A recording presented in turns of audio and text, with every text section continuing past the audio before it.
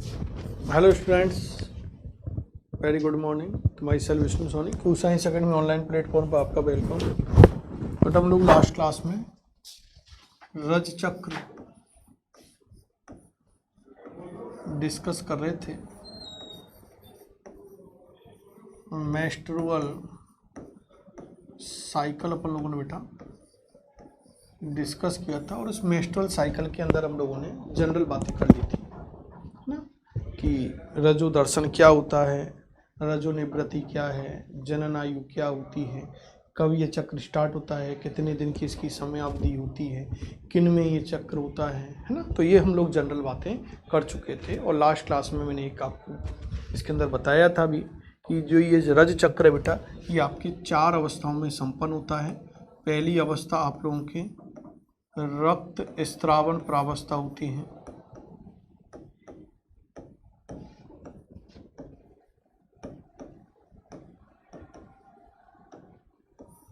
रक्त स्त्रावन प्रावस्था होती है।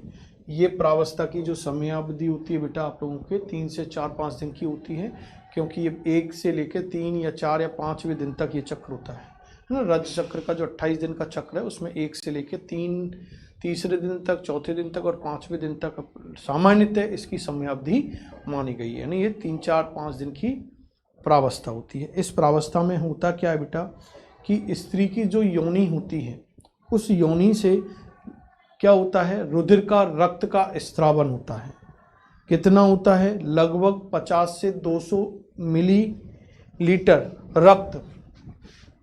कितना आप लोगों से? 50 से लेकर 200 ml रक्त का स्त्रावन होता है, रुधिर स्त्रावित हो जाता है।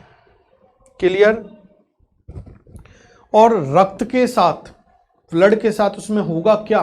तो उसमें बेटा ऊतक द्रव होता है, या उसके अंदर हम देखते हैं द्रव श्लेष्मा होता है। एंड्रोमेट्रियम स्तर, गर्भाशय के स्तर बताए थे ना आप लोगों को, याद हो तो आपके यूट्रस फीमेल रिप्रोडक्टिव सिस्टम पढ़ा था, तो उसमें आपको बताया था है ना। अंडाशय के अंदर क्या होता है? पेरीमेट्रियम, मीजोमेट्रियम और एंड्रोमेट्रियम, 3 स्तर बताए थे। तो एंड्रोमेट्रियम जो सबसे आंतरिक स्तर होता है, जिसके साथ परिवर्तनशील भ्रूण क्या होता है, चिपकता है, और उस क्रिया को रोपण के रूप में मैंने आपको समझाया था, तो उसमें हम लोगों ने कहा है। तो बेटा एंड्रोमेट्रियम का जो स्तर है, इसकी कोशिकाएं क्या होती हैं? विघटित होती है, और वो बाहर इसके साथ क्या होती है? निकलती है। तो रुधिर के अंदर क्या क्या होगा? एक तो ऊतक द्रव होता है ना, इसके द्वारा जो स्त्रावित रुधिर है उसमें ऊतक द्रव, श्लेष्मा, एंड्रोमेट्रियम स्तर की कोशिकाएं आदि होती हैं। और यह स्त्रावन बेटा 4 से 5 दिन तक चलता रहता है। और इसका स्त्रावन जो योनि है, उसका जो छिद्र है, उस जनन छिद्र के द्वारा इसका स्त्रावन होता है। तो ये रक्त स्त्रावन प्रावस्था है। क्लियर? प्रतिदिन स्त्रावन की बात करें तो लगभग बेटा 20 से लेकर 60 ml तक प्रतिदिन रुधिर का स्त्रावन होता है। कुल बात करें तो 50 से 200 ml प्रतिदिन, बात करेंगे तो 20 से 50 ml प्रतिदिन रुधिर का स्त्रावन हो जाता है। नेक्स्ट बात करते हैं हम लोग दूसरे चक्र प्रावस्था की, और वो है आपके प्रचुरोद भवन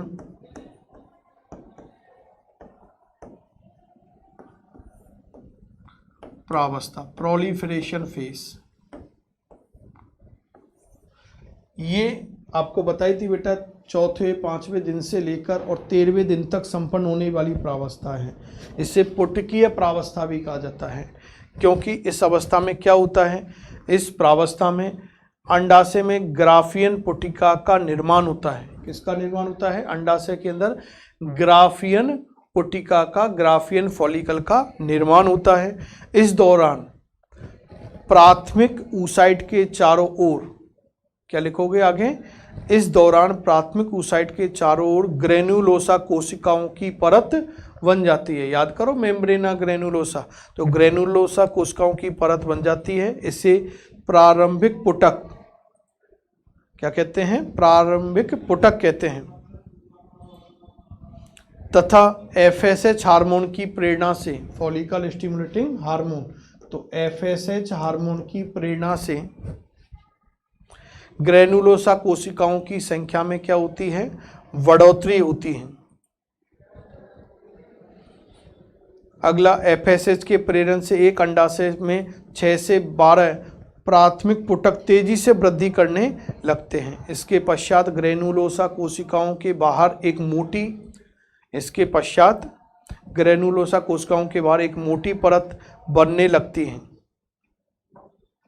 जिसे थीका कहते हैं। जिसे क्या बोलते हैं? थीका। आगे हम लोग क्या कह रहे हैं बेटा? बाहरी परत को थीका एक्सटर्ना और आंतरिक परत को थीका इंटरना कहते हैं। बाहरी को थीका एक्सटर्ना और इसको थीका इंटरना।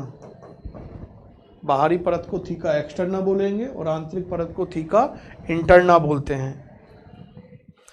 आगे थीका एक्सटर्ना पुटक के कैप्सूल का कार्य करती है। ये क्या करती है? जो ग्राफियन पुटक है उसके कैप्सूल का आवरण का काम करेगी ना, कैप्सूल का कार्य करती है। जबकि थीका इंटरना जो है बेटा, ये एस्ट्रोजन हार्मोन के स्त्रावन में सहायक है। तो याद रखना है, और ये बता चुका हूं मैं पहले भी आपको कि एस्ट्रोजन हार्मोन का स्त्रावन थीका इंटरना के द्वारा होता है। क्लियर? इसके बाद देखिए अपन लोग बेटा तीसरी अवस्था, और वो है अंडोत्सर्ग प्रावस्था, ओव्यूलेटरी फेस। अंडोत्सर्ग प्रावस्था अच्छी प्रावस्था बेटा, यहां से क्वेश्चन खूब आते हैं। एक तो परिभाषा ही है कि व्हाट इज अंडोत्सर्ग, ओव्यूलेशन क्या होता है। तो बेटा हम लोगों ने बताया था आपको कि अंडाशय के अंदर जो ग्राफियन पुटक बनता है, जब वो विघटित होता है तो उससे द्वितीयक oocyte बाहर निकलता है, और इसी क्रिया को हम लोग क्या बोल देते हैं? अंडोत्सर्ग बोलते हैं। तो अंडाशय से अंडाणुओं के मुक्त होने की प्रक्रिया, या अंडाशय से द्वितीयक oocyte के रूप में अंडाणुओं के मुक्त होने की प्रक्रिया क्या कहलाती है? अंडोत्सर्ग कहलाती है, जो 14वें दिन होती है। क्लियर?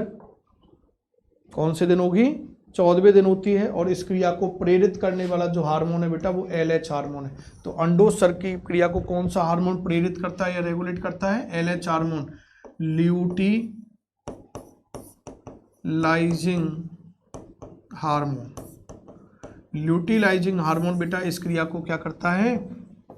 प्रेरित करता है। क्लियर? एक दिन की प्रावस्था होती है। और अंडोत्सर्ग के समय क्या होता है बेटा? स्त्री के शरीर का तापमान थोड़ा सा क्या हो जाता है? बढ़ जाता है। इसके बाद देखते हैं हम लोग अंतिम अवस्था कौन सी है बेटा? ल्यूटियम या ल्यूटियल प्रावस्था, जो आपके 15वें दिन से और 28वें दिन तक चलती है।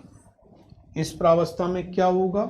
तो इस प्रावस्था में हम लोग देखें कि जैसे बेटा अंडोत्सर्ग की क्रिया होती है उसके बाद ये प्रावस्था प्रारंभ हो जाती है।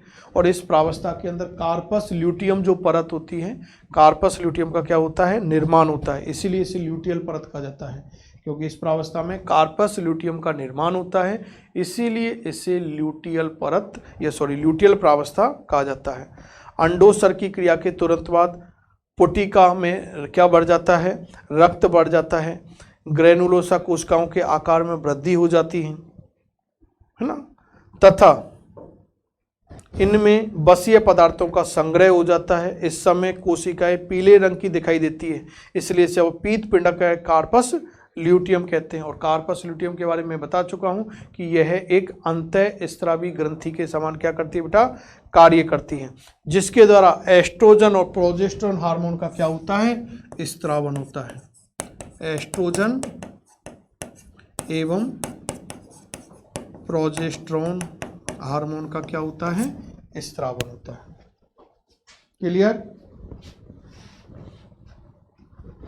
और जो प्रोजेस्टेरोन हार्मोन है ये क्या काम करता है बेटा? प्रोजेस्टेरोन हार्मोन गर्भाशय को रोपण के लिए तैयार करता है। तो ये क्या करेगा? गर्भाशय को रोपण के लिए तैयार करता है, इम्प्लांटेशन में हेल्प करने वाला है। और आगे हम लोग देख रहे हैं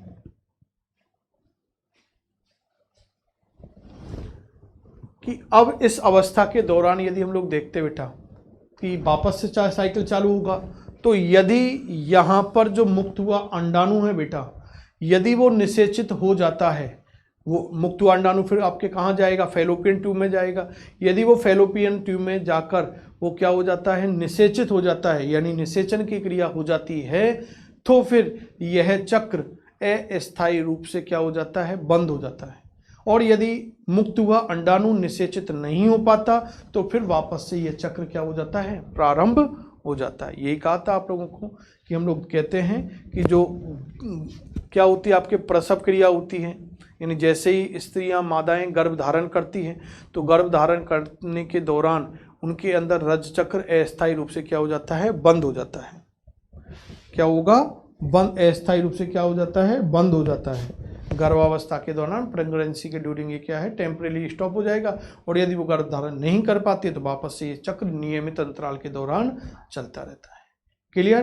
तो इस तरह से बेटा हम लोगों ने ये रज चक्र क्लियर किया है। तो आपके एक टॉपिक चला हुआ था कि मादाओं में जनन चक्र, जो आपके मध चक्र और रज चक्र के रूप में हम लोगों ने पूरा कर लिया है। क्लियर? नेक्स्ट क्लास में फिर मिलते हैं। Thank you.